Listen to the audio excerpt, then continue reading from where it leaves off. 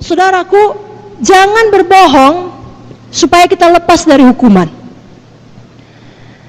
Anggap apa? Nanti minta ampun, darah Yesus tersedia. Tidak. Tiap kali kita berbohong, kita menduka citakan Roh Kudus dalam hati kita. Nah, kita mengeraskan hati kita terhadap Dia. Itu membuat kita lebih tidak sensitif dalam mendengar suaranya.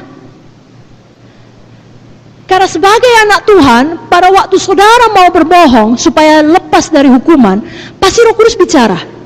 Siapa yang jujur? Roh Kudus bicara kepada dia kalau mau buat dosa. Puji Tuhan, semua jujur.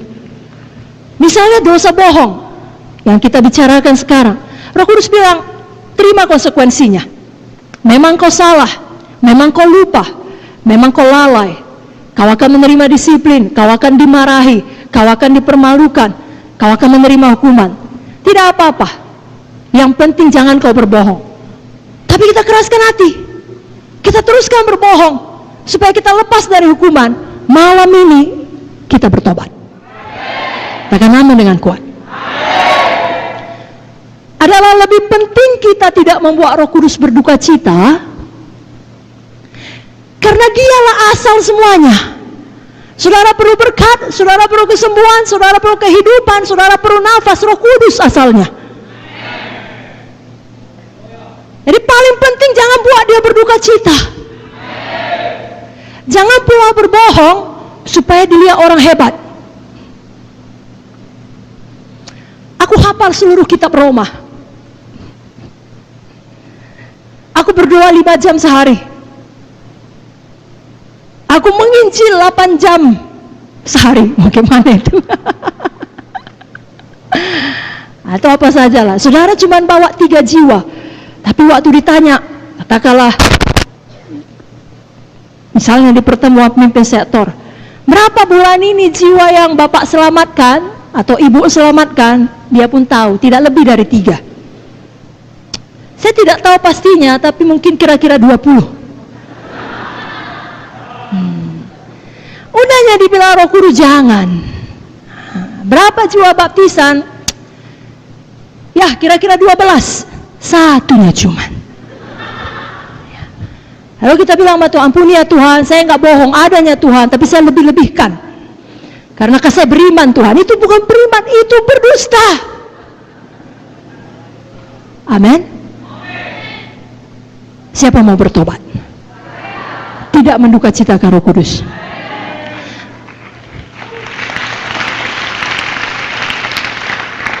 Jadi jangan berbohong supaya lepas dari hukuman. Jangan pula berbohong supaya kita dipikir lebih hebat dari yang sebenarnya.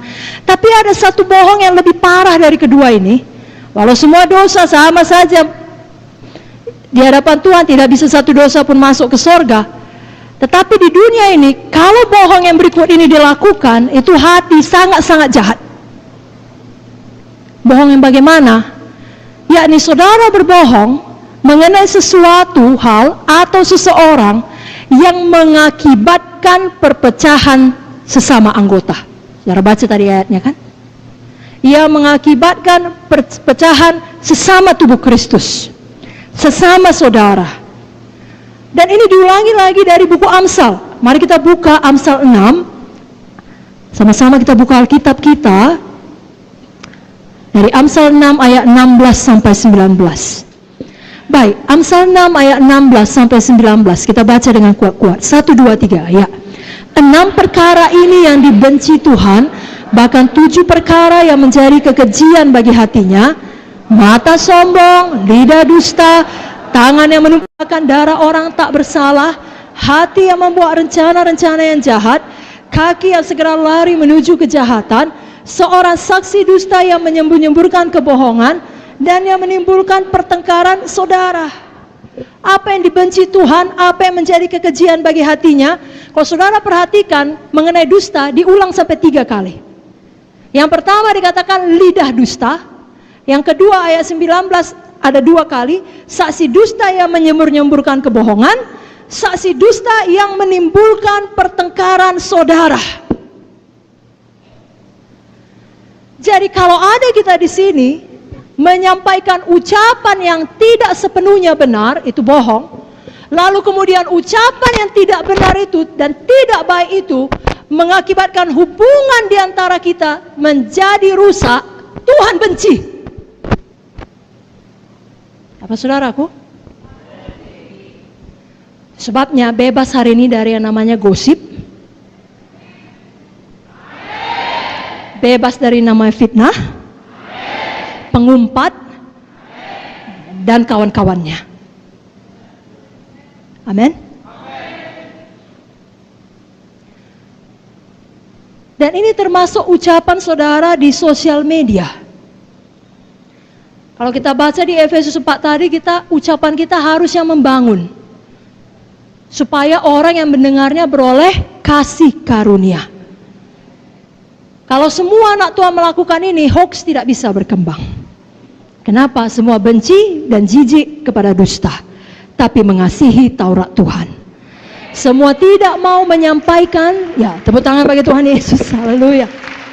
Semua tidak mau menyampaikan ucapan-ucapan yang tidak membawa berkat. Di sini dikatakan menimbulkan pertengkaran saudara, maksudnya bukan saudara dalam keluarga badani. Misalnya saudara menyampaikan hal yang tidak baik kepada saya mengenai ucapan Kak Vicky, lalu hubungan saya dan Kak Vicky menjadi tidak baik. Tapi kalau menyampaikan yang tidak baik kepada saya mengenai Kak Heni, wah kan gak munte, itu gak apa-apa. Hubungan saya dengan dia tidak baik pun kan tidak sesama saudara. Salah. Sesama saudara ini sesama saudara tubuh Kristus. Siapapun, suku apapun, marga apapun, usia apapun, jangan ada pertikaian, perselisihan di dalam KKS, di dalam sektor, oleh karena ucapan kebohongan. Dan sekali lagi Roh Kudus pasti sudah bicara di dalam. Tidak perlu kau kirimkan itu, tidak perlu kau forward itu, tidak perlu kau teruskan itu. Itu tidak menjadi berkat, walau itu benar. Alkitab juga berkata, pikirkan perkara yang benar, mulia, adil, suci, manis, sedap didengar, patut dipuji, disebut kebajikan. Jadi tidak cukup benar saja. Kalau orang yang mendengarnya tidak beroleh kasih karunia, saudara hentikan.